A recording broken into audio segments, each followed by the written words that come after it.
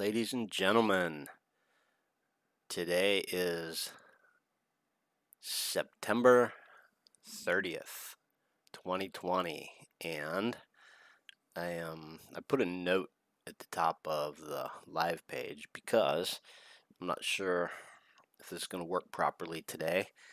And so what I'm doing is having some issues with actually embedding it on the page. So I'm going to go ahead and do the live show here, but when you come back to see it, it's going to be a recording. So I got some issues to sort out. YouTube's changed the way that they're doing their live streaming, and I've got some other technical issues going on here, but I'm still able to go ahead and go live and just record this, and then I will upload it to the page later on today. So without further ado, let's jump right into the market and the stocks that we have as open trades. So right now, the S&P 500 is trying to recover from roughly a 10% sell-off here, and you can see this little pattern right here, it's kind of like a little falling wedge pattern, and yeah, it's sold off right to about 10%. As we speak, that red line is the 50-day moving average, and the S&P is struggling a little bit with the 50-day moving average. And so it's going to be interesting to see if it's able to bust back above that. But there's a 200-day moving average way down there. So kind of a constructive pattern. And of course, we've got a few little narrow range days working here. But if the S&P is able to break higher, then it's going to look pretty good. The funny thing is that, the chart looks really constructive. We've seen a lot of weakness lately, right? And kind of distribution, and so just the past few days here, we kind of this week, actually, like this week, we started the week with a little gap up, and we've kind of popped up here, and so things are looking kind of constructive technically. It's going to be interesting to see what happens around this 50-day moving average here. It's sort of acted as support, and now it's looking like a little bit of resistance here. So let's take a look at the Qs real quick here. Same sort of thing going on. This was, I had a trend line drawn on all the different charts, like an uptrend line that got broken, and so perhaps that will come into play at some point. But same sort of little falling wedge pattern here that got broken to the upside. So anyway, the sell-off in the market, which was a reasonable duration anyway. All right, so let's see. This high was on 9/2, and here we are on 9/30, the last day of the month, the last day of the quarter. This sell-off actually set up a bunch of stocks into the pending list that ended up turning into open trades. And so we're gonna go through and take a look at that. We got a couple of new ones that are just triggering in today. And as you know, we've had quite a few that have actually triggered in and are open trades now. So the open trades list, back when the sell-off began, basically within the first couple of days there, all the open trades got closed except for, I think except for like, one or two. But anyway, whatever we had open basically got closed into the beginning of the sell-off, which is good because a lot of them had gone up significantly and just basically tagged their trailing stop, and so it worked out pretty good. That's how the system's supposed to work. It's designed to work over the cycles. And so anyway, let's start at the top here. This NEO is just triggering in today. Right, so last night I drew the trigger on here real quick. I'm going to go ahead and mark the stop, which is the initial stop is 34 bucks on this. So that's going to be right down around the pattern low there. So I believe that I drew the downtrend line on this, when we went through and looked at them last week, and it's kind of a nice looking pattern. So the initial stop here is going to be right at 34 even, and of course this triggered in last night, and so looking pretty good, quite frankly.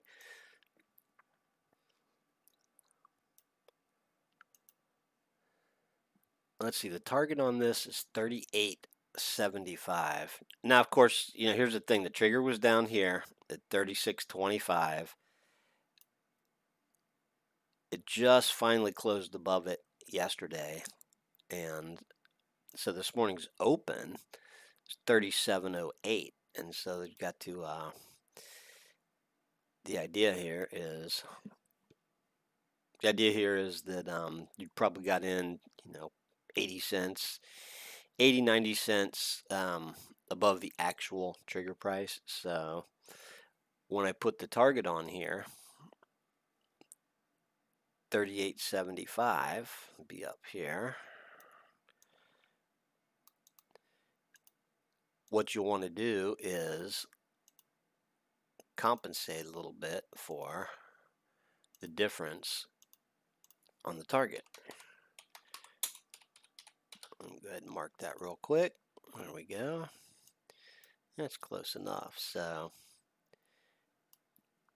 so basically, we talk about this basically every week. So, the secondary target, whatever you got in at this morning, if you're playing this one, whatever you got in at this morning, you just compensate for the difference between the trigger price and the entry.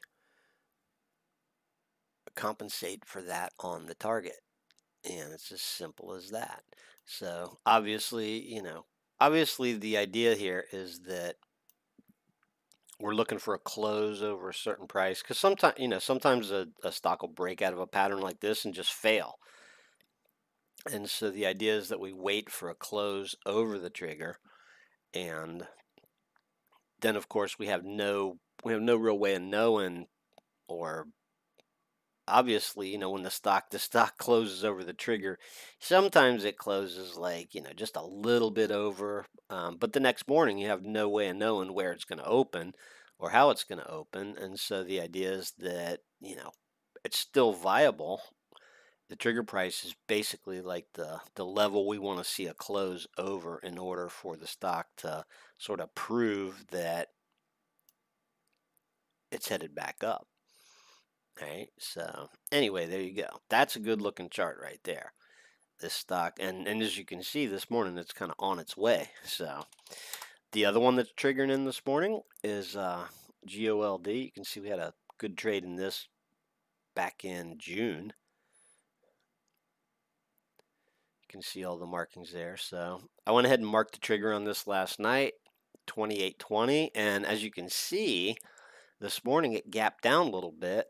Today's high is 28.14. So this is an interesting example of a stock that may not trigger in. And we had one of those this week, JO, right? As you recall.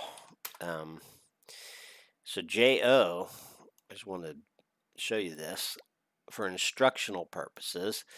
So JO was the trigger price was 34.30 on Friday. It closed above the trigger. Then on Monday, you can see it gapped down at the open and fell, and it never traded at the trigger price the following day. Therefore, it just comes off the list because it did not trigger in. And so this GOLD, same sort of thing here. Unless this rallies back up and actually hits the trigger, trades at the trigger price, this won't officially trigger in. So the system automatically puts them on the open list the night we run the update when they trigger, but it will get removed from the open list if for some reason it doesn't actually trigger in today. So that's just the way we do it. So I might as well work my way down the list now. So what I'm going to be doing here is I'm going to be going from the newest to the oldest, right? So I just showed you the two that are, well, the Neo is triggered in this morning. GOLD is waiting to see if it's going to trigger in today. And so I'm gonna work my way down the list, starting with the newest ones here. The next one is this VNET, which triggered in on yesterday, actually. Looking pretty good too. This is a beauty. Another really nice looking chart pattern here. Look at that. So you basically have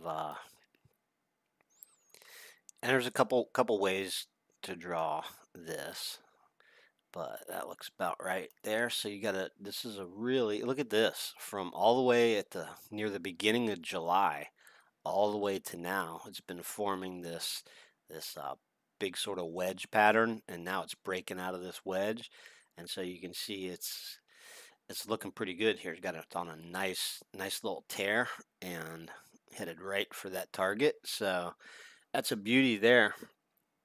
VNET looking pretty good here. You can also see that it triggered in basically right at the trigger price, right? So on Monday, closed above the trigger.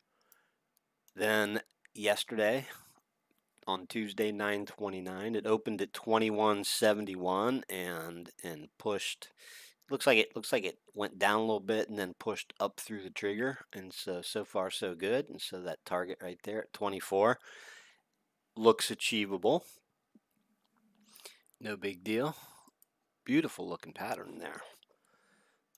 And let's see. So that one's only, a day old. PayPal looking pretty good here. Really nice uptrend.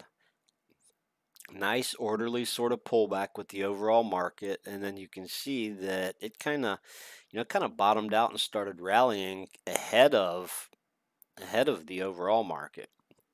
So the target on this is 203, which is just, let's call it like right up here, a little bit over that. So completely achievable.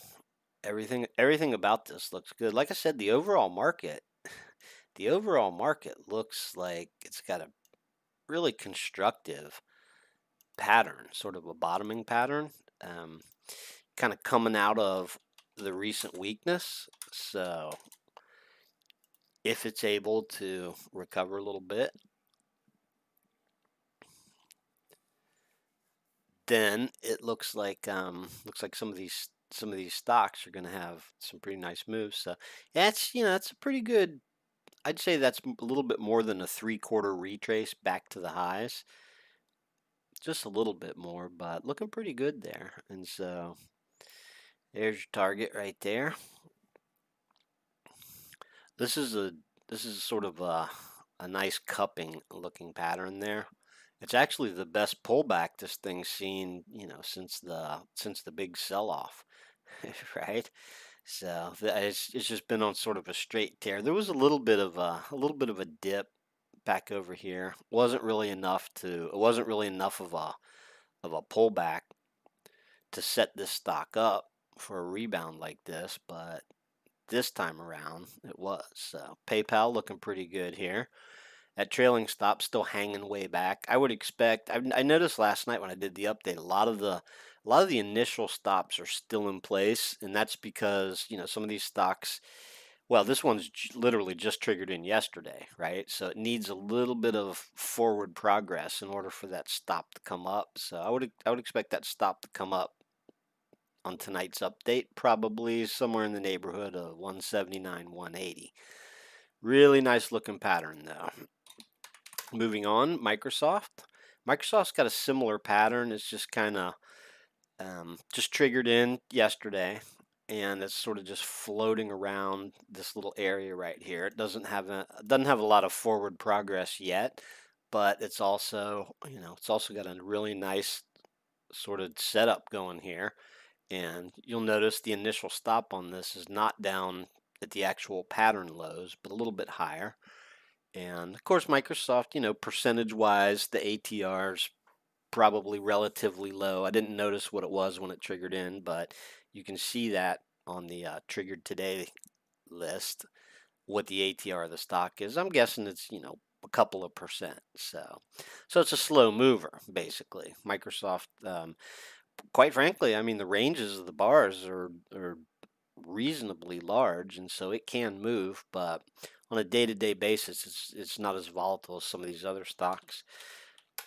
Okay, CYRX, same sort of thing here. This was one I believe that when we looked at it on the pending list, I wasn't extremely excited about it because of the way that it kind of spent a lot of time just going sideways, doing nothing, and the majority of this run came really quick here. That could have been earnings or whatever, so not too exciting, but it is actually forming sort of that cupping pattern. And so it's looking okay. If you got to pick and choose on these, obviously you want to go with the ones that have the best looking chart patterns. And so I try and go through those when I do these shows and point out the ones that I think are the best, but that doesn't always mean anything. So let's see, CENTA. This is I had a pretty nice trade in this back here in July too, and I guess this was the big earnings pop, and then it's faded, faded, faded, and then finally we're getting sort of a change in trend here, and so there we go. Not looking too bad. You can see that stop keeps disappearing here, but initial stop still in place. This has only been open for a couple of days here, so we had a whole batch of them that basically just triggered in this week. Sort of just due to the nature of the market, and so that's how it typically works. Not looking too bad there. Bigger scheme of things. You got the big there's a lot of these sort of falling wedge patterns here in the market, right? A lot of stocks had the big. This is more of a sort of a channel, but good technical pattern though. Big long channel, falling channel, and then the price just now starting to break out of it. So sometimes on these you will see that and of course, if I put this on a candlestick, my candlestick charts are black, but a lot of times if you draw these type of patterns on a candlestick chart, you'll see that and use the bodies of the candles instead of the wicks. There we go. This looks a little bit better right there.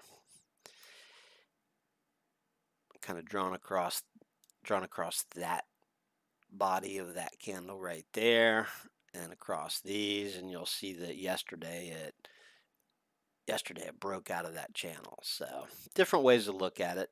No big deal here, but not a bad looking pattern at all. So we'll see if that can sort of rip higher to the target here. Again, in order for the initial stop to move the first time, typically you'll need to see we'll see the stock like sort of pull away from the trigger price, right? So the trailing stops, which by now are pretty pretty cool in this system. The trailing stops are a function of price and time, as I always say. So moving on, AMD's got a really nice sort of classic bottoming pattern right here, and it's a good looking stock all together. This has been a fantastic stock. Those of you that have been around for many, many, many years can probably remember some discussions that Doug and I had way back, and I'm talking maybe 8-10 years ago when we used to do the shows. You can probably remember when we were talking about this stock when it was $2, right? We had a big discussion on it when it when it crossed from below 2 to above 2, and at the time it had just a great looking sort of pattern for a little low price stock. But boy, all this time's gone by, and AMD has persevered and really turned into something. So it's pretty incredible because I remember those days, right here, same place, same time, 10 years. Well, let's see how many years ago it was. I'm gonna have to go to a monthly chart for that. Um, oh, my monthly chart. I have a log scale chart. So back around here, right? Some of these marks. I guess it wasn't 10 years ago, huh? Interesting. No, it would have been somewhere around, maybe back here. Excuse me, maybe back here. Hard to tell. So, yeah, if it was in 2015, that would have only been 5 years ago. So there you go. But anyway, yeah, we used to talk about this stock, back in the day when it was only a couple of bucks. Let me see what this looks like if I change it to just a regular scale. Yeah, it's hard to even see. Okay, well that looks like what I was thinking of here. So that would have been back in 2012. Okay, so that was really nice pattern back in 2012. And so, yeah, that would have been 8 years ago, roughly. I see. It's a little bit. See, I just switched my monthly charts to log scale here recently. And so it has a whole different look. And when you do log scale, like the markings and that type of thing, are always a bit different. So, but it makes sense on the monthly charts. Anyway, long story short, fast forward to today, you got a really nice potential cupping pattern here, and pretty clear that this stop. So the 73.80, that low's 73.90, that low's 73.88, 73.85. So basically, this trailing stop is right below those lows right there, which makes absolute perfect sense, right?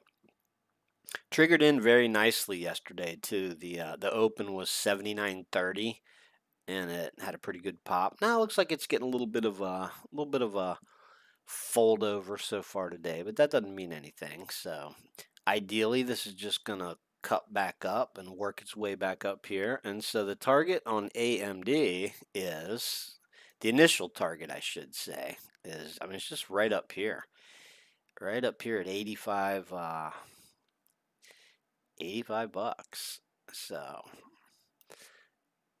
the idea of the target, of course, as you guys know, is that based on the ATR of the stock, for one thing, and it's where you want to pull some off.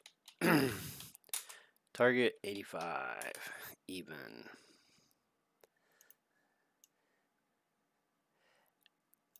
Part of the premise of the system is that you're going to pull some off, lock in some profits at the target.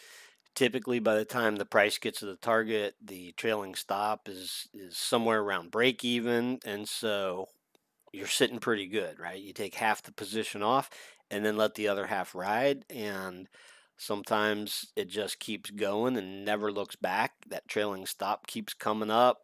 Eventually on a decent swing trade, the trailing stop will work its way up to being like where the target was, and then so you're the whole idea of this is we're cutting our losers short and letting our winners run and locking in, some profits along the way. And so it's very consistent with. I did a blog post last year that referred to a book written, by like some famous investor back in the 40s or something like that. And all of the, I won't say all of them, but a lot of the sort of concepts of trading, swing trading, were written in books years and years ago, and they still hold true these days. Like, let your winners run and cut your losers short, right? Trail your stop up, take profits along the way, all those basic sort of concepts still hold true these days. So proven concepts, and the cool thing is that the way that our backend automated system is designed is consistent with all that timeless trading knowledge. So here you go, Rollins, big run up here, nice kind of orderly pullback, just triggered in, and gapped up a little bit yesterday and is just kind of hanging in here. So not too exciting, but not too bad either, right? It's pretty amazing how such a lot of these, well, and this happens a lot in the market, right? I've been doing this for so long, and I've noticed that when I'm looking through charts and running scans and different things, you notice that a lot of stocks have very similar patterns at the same time, and that's sort of a function of what the overall market's doing, right? So there's a lot of those falling wedge patterns right now. This is actually more of of a falling channel bull flag, I guess you could call this. That's just a beautiful pattern right there. So you can see, some of these prior sell-offs were a lot different back in the day.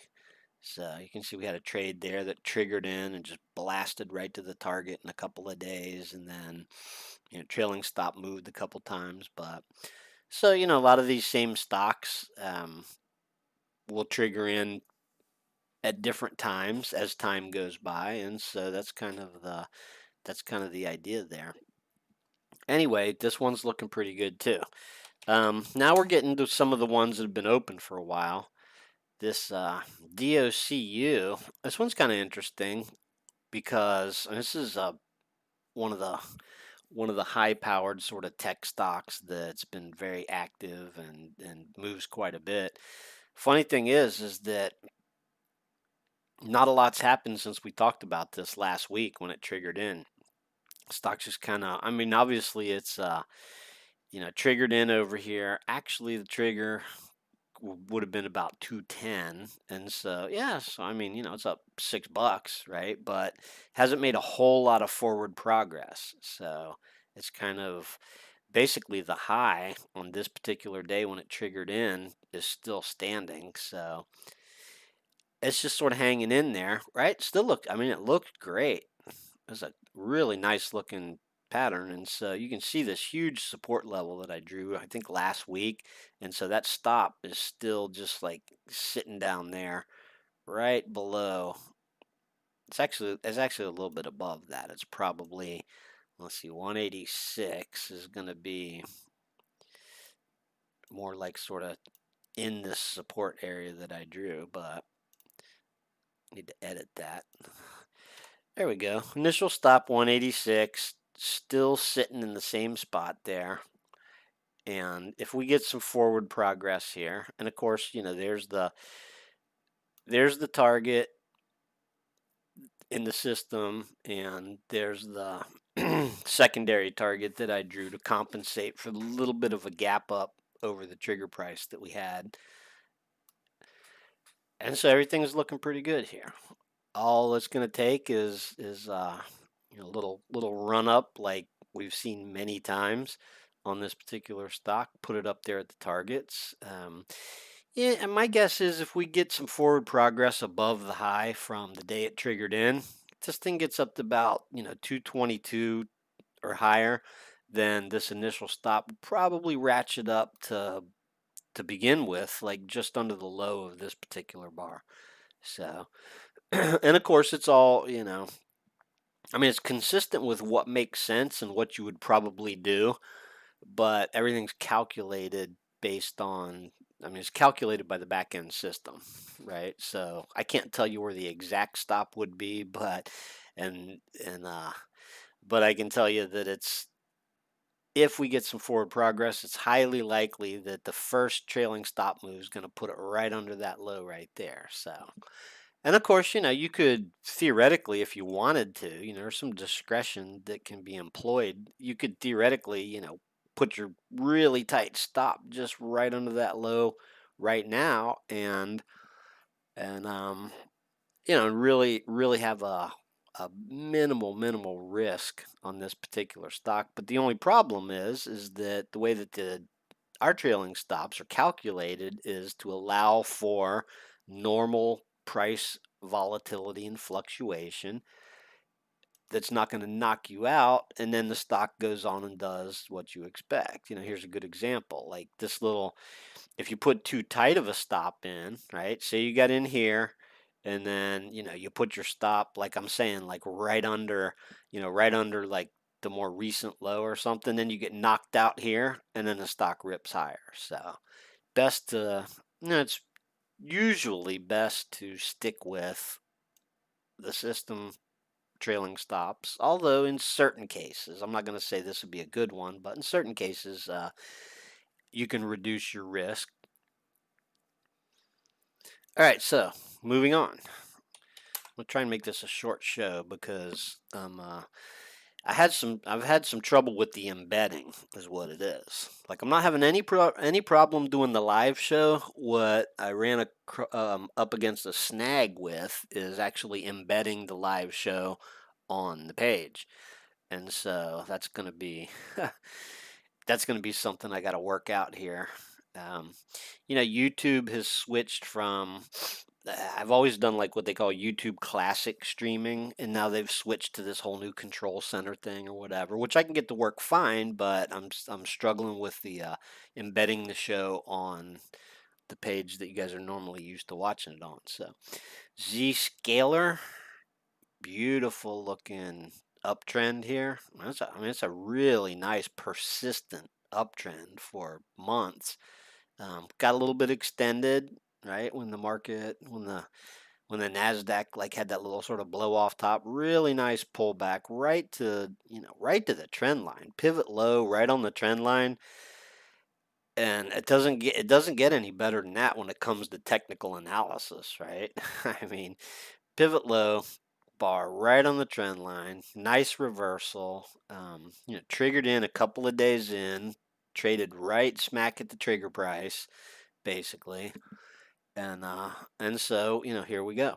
Again, it's kind of been just floating around in sort of a range, and so that initial stop is still sitting down there, and just a little bit more forward progress, and this initial stop will probably slide up to, somewhere in the neighborhood of 130, 131 below these recent lows here. But, the thing of it is that, some of these stocks, there's a lot of like really wide range bars on here. And so what we're seeing now is narrow range bars, but the volatility, the ATRs of this particular stock mean that you don't want to be too aggressive with your stop to start off with, because you don't want to get knocked out. Like, especially the worst things is like getting knocked out intraday on one of these days where you have I don't really see any on this chart, but where you have like sort of an intraday bar that like sort of spikes down and then it recovers and then it turns right back around. So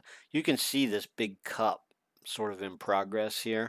And so this one's looking really good. So pretty popular stock as far as high powered tech stocks, and looks primed to me to form this cup. So, but of course you never know. I mean, funny thing is, the debate was last night. I'm sure you guys probably watched that, and it seemed like it was, it's been characterized by a lot of different terms, but it was kind of a disaster. And so overnight, the futures sold off significantly, and then basically recovered. And so, as we speak right now, the market's actually up, but there was a lot of crazy sort of overnight, there was a big overnight dip, I should say. I think the market might have been down like 1% overnight and then recovered it all back.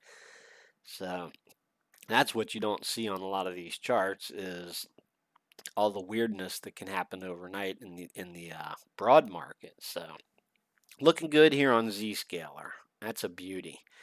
All right, let me jam through the rest of these real quick. Etsy.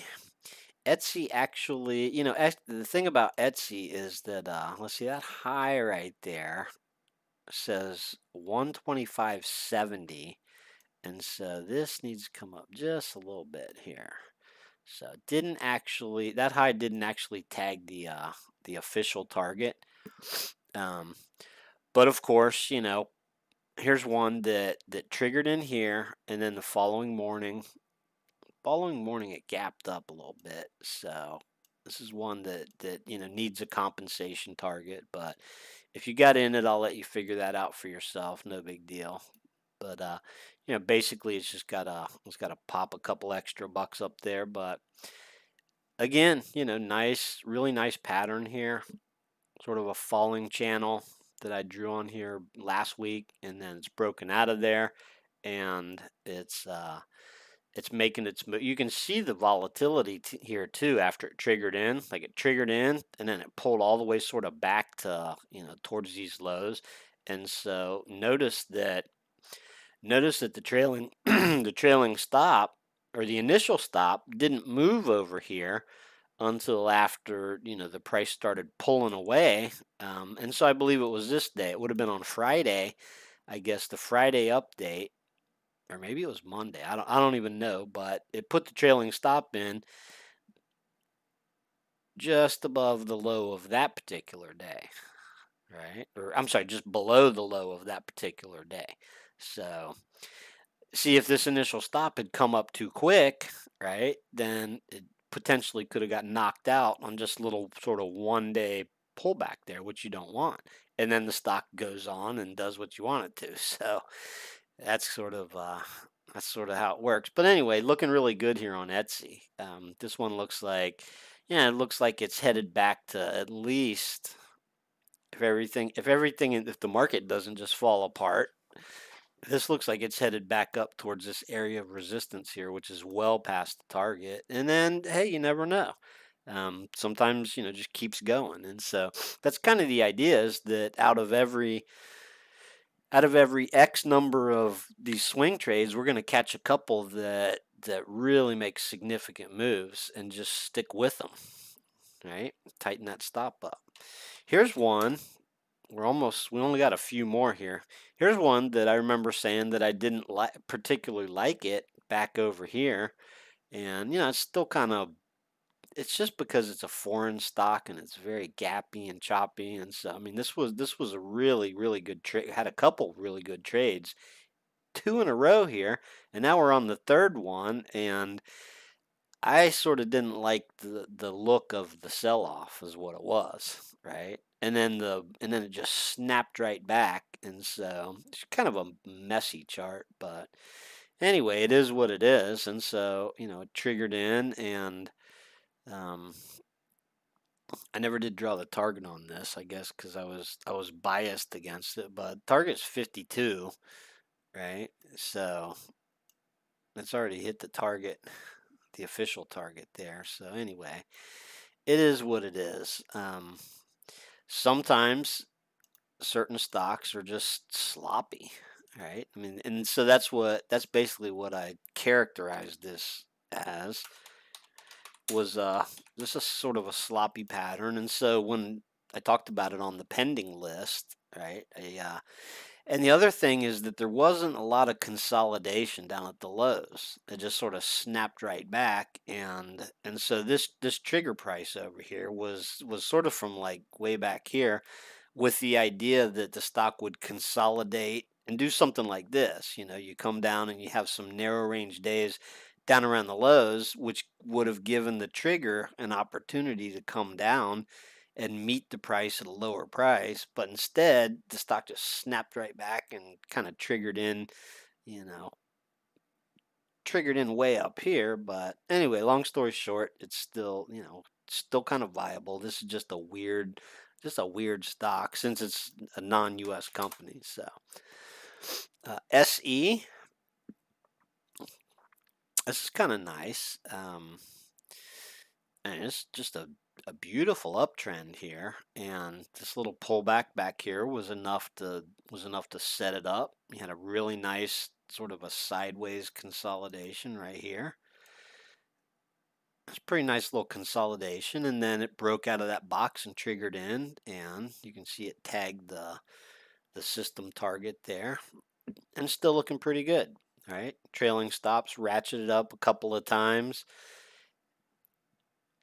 As of right now, it's sitting sort of just below this reversal day here, which was last Thursday. And so everything's looking good here, right?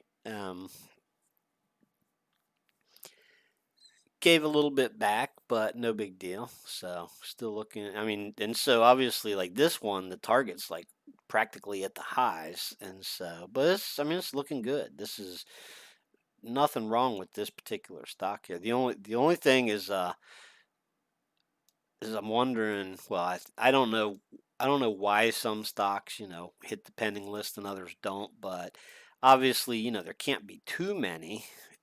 We wouldn't want to have, 100 open trades, and so this was a pretty nice little dip back over here, and I'm kind of curious why it didn't meet the criteria here, but no big deal. So this stock could potentially just keep going and keep going. So you can see this trigger was like right there when it sort of broke out of this consolidation.